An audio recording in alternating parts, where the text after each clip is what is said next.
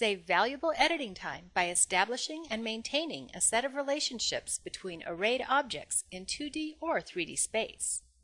New associative array functionality in AutoCAD 2012 offers 3 different types of arrays, including familiar rectangular and polar arrays, as well as a new path array.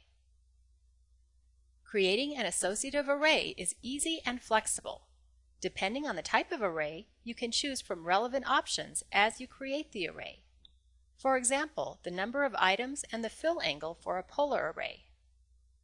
But the real power of associative arrays is in the ability to dynamically edit array properties even after the array has been created.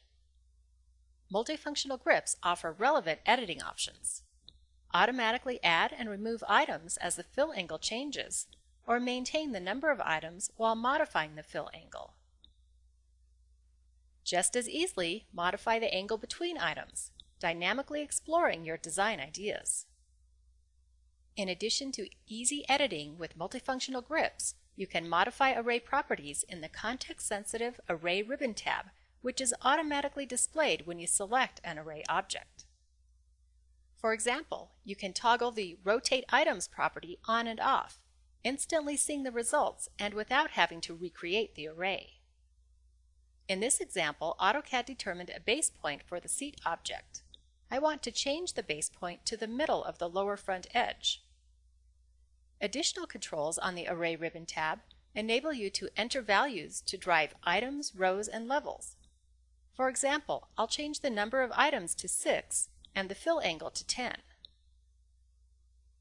By default, it created a single row of objects. I need 11 rows for the stadium seating.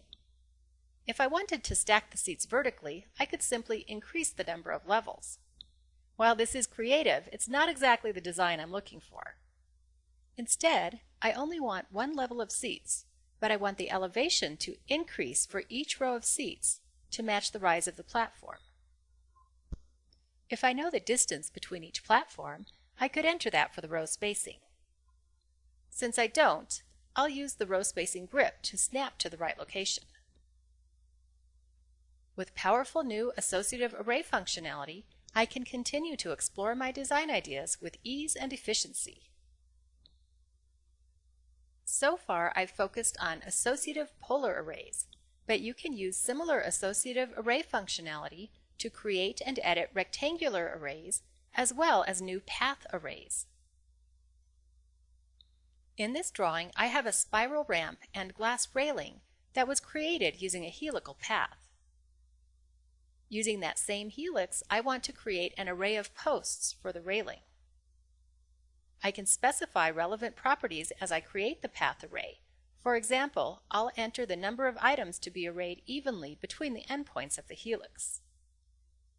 While I'm at it, I want to include a second row of posts with the spacing equal to the width of the ramp.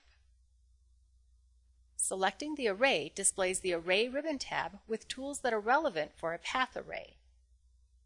You can specify whether arrayed objects maintain their Z direction or automatically align as they follow a 3D path. Choose between array methods similar to the measure and divide commands, requiring items to maintain their spacing or evenly distribute along the full length of the path. In addition to the dynamic editing capability of an associative path array, the arrayed objects maintain a relationship with the original path. When you edit the path, the array automatically updates to reflect the changes.